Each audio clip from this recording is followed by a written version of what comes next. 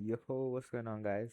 Today, I'm gonna show you how I managed to recoup two losses with just one win trading Nasdaq today. Today was a really hard day, a really difficult day. Lots of um high resistance in certain areas where I did not want to see high resistance. So it was kind of rough to navigate the markets today, especially aligning with everything that I thought. But yeah, let me get straight into it. Today started at 8:30 for me. Why 8:30 today? Because if you look on Forex Factory today, as you can see today, Thursday, December 18th, um we had CPI and unemployment claims today, which CPI is a really high data news driver. So price is obviously gonna have a lot of volume at that moment, and obviously you're gonna want the most volume when you're trading. So that's why I decided that I was gonna get one early and I was gonna see if anything I liked, and yeah. So we'll start on the daily. Now on the daily, I'll delete this line for now. Right. On the daily, I was pretty neutral to be honest. I could see us going both ways because, for example, we could be just rejecting off of this wick. This is called a discount wick. It's on the daily. So it's a really big area for price action. So if we were looking for longs, like let's say we're looking for these highs, you'd want to find sensitivity in this area, and we have found some sort of sensitivity. As you can see, we got displacement up today, which was cool. My overall bias today was bearish though, just because I wanted to see us get below this, use this as support, and come down to at least this volume imbalance right here. I don't have volume imbalance. Oh, I do. Right. This volume imbalance down here, and then trade higher off of it. But I'm gonna show you why that probably didn't happen. And now, okay, I'm gonna delete all of these lines on the chart.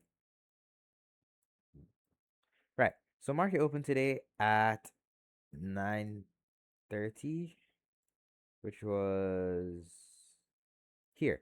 And obviously, you're gonna the first thing you want to do when you mark on your charts, mark your drawn liquidity, mark midnight open, 8:30 open.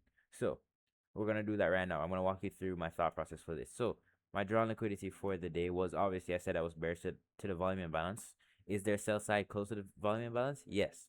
We have London low, that's sell side liquidity, and we also have Asia low and previous day low, all to the downside basically.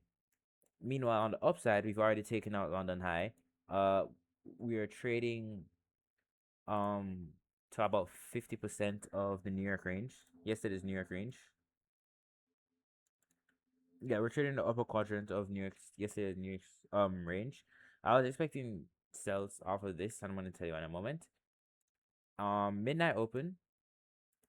Midnight open is simply just finding 12 a.m. on a chart. So 12 a.m. being right here and marking the opening price of that candle. So that's my midnight open right here. 8:30 open. That's just where the 8:30 candle open. Why didn't it change? Hold on. Midnight open. There we go. So yeah, midnight open right here. Cool. So we have our midnight open. We have our 8:30 open. We have sell side. Uh, so now I'm gonna go to regular trading hours for a moment because I want to see something. Remember the last video I said the rule of thumb is here if we're above 8:30 and above midnight open, I'm only looking for sells. So I brought this mentality into myself today, and let me tell you, just because we didn't get it doesn't mean I'm wrong. I'm gonna say it again. Just because we didn't get it does not mean I'm wrong. Um, so yeah, we open up here. See 9:30 opened up here. At this point, I'm treating this as a that we're in a deep premium and we're gonna want to rebalance this range before trading higher. Obviously, we didn't get it, but as I said before, just because we didn't get it, I'm gonna say this again because everything is not everything in this industry is going to be textbook. It's a matter of how you work with it, right? Because this today could have easily just traded lower, traded lower, traded lower, took up the sell side that I wanted, and we would have been good, and that would have been a winning trade. But obviously today we're not gonna get it. You're not always gonna get what you want in this industry, and that's fine. So now going back to regular trading hours, this is called the trifecta. We open in a premium. You see the closing price. Yesterday's closing price right here is 24,989. Yeah, 24,989, and opening price is 25,278. So we've gapped higher. Basically, we're not. So now we're in a premium. Everybody who is trying to buy here, this is a liquidity void. That means no orders were filled from here to here. No orders were filled whatsoever. So obviously, anybody who has, for example, a limit order, I hope I'm not logging to my platform. Anyone who has limit orders down here or in here in this area, they're not getting filled currently. So obviously, we're gonna want to go down here, fill those limit orders, take these people out of the market, and then trade higher. Anyways, back to electronic trading hours.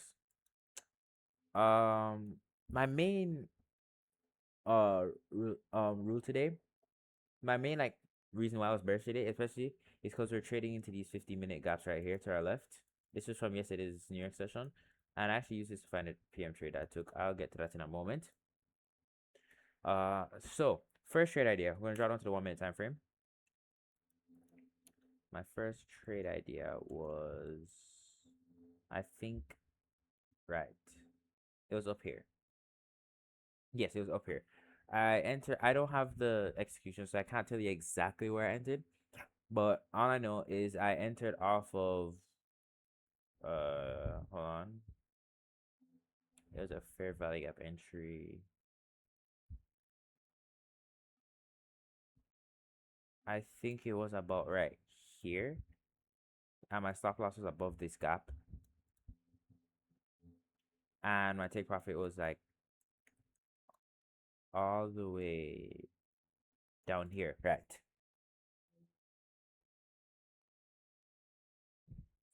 No? Anyways, take profit was all the way down here. So I entered about right here.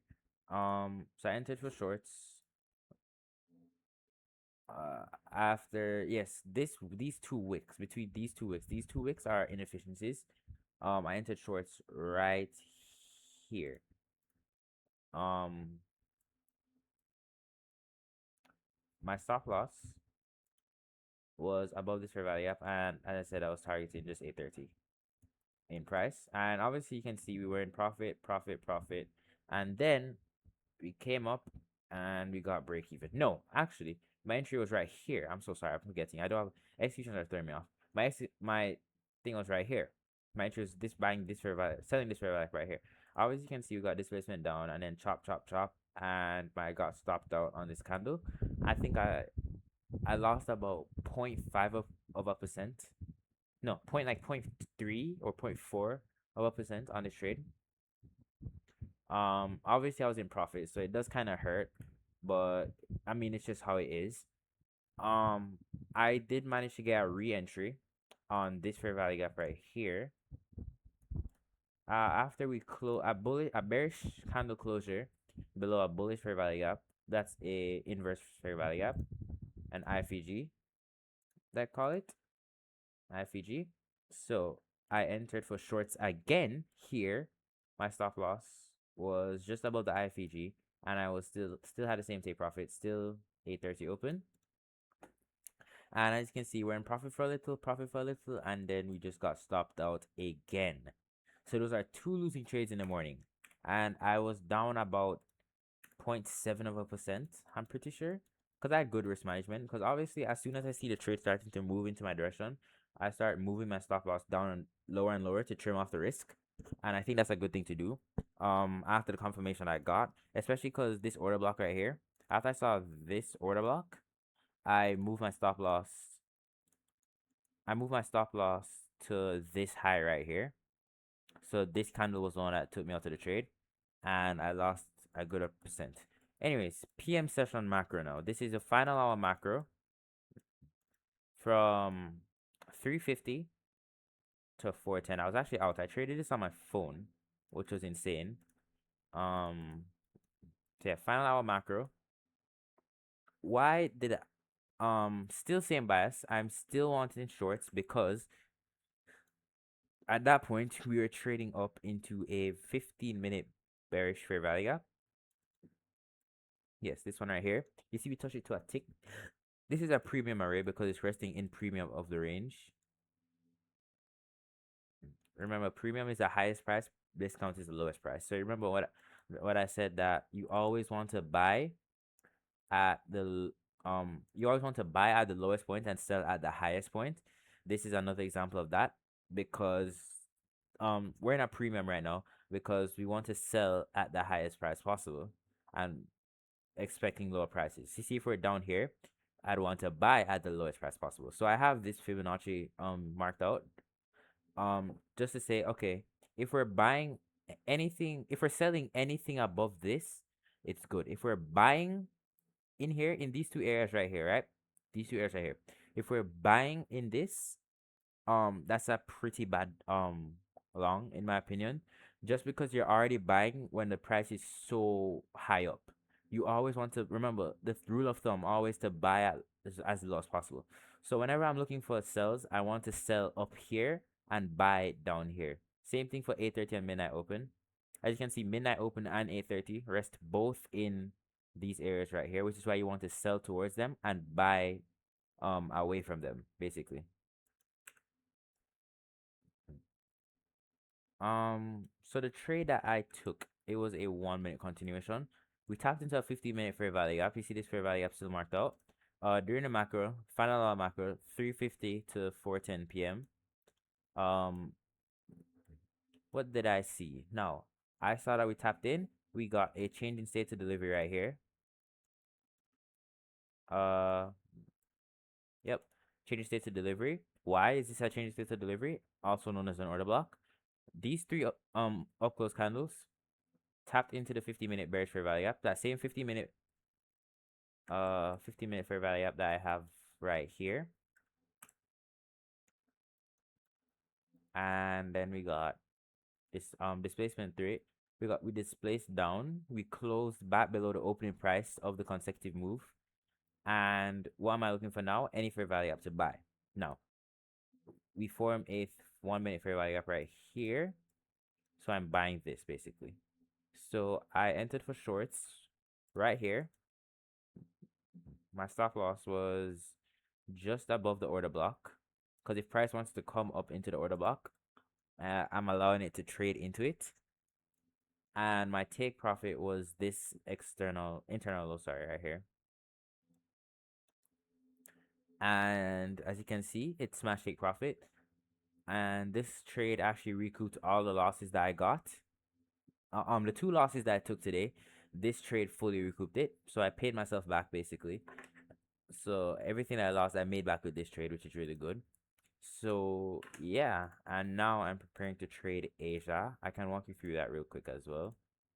For Asia session, all I'm looking for, we have new day opening gap. This is the high of it, and this is the low of it.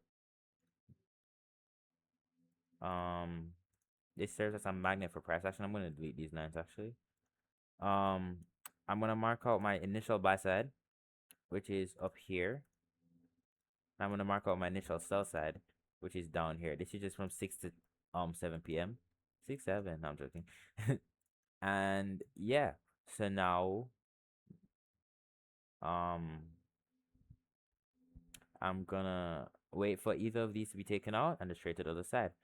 That's actually is as easy as it's supposed to be. So yeah, trading does not have to be difficult whatsoever. All I do, I mark out this, mark out this. If we come down here, I'm trading higher. I'm looking for longs, right? If we come up here like we might do right now, if we come up here, I'll be looking for shorts. It's as simple as that. Whichever side gets taken out first, I'm trading the opposing direction.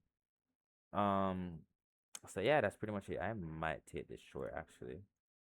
This is good displacement down. Anyways, yeah. So that's a trade recap for today. I hope you guys enjoyed, and I hope I made enough sense. And yeah, peace.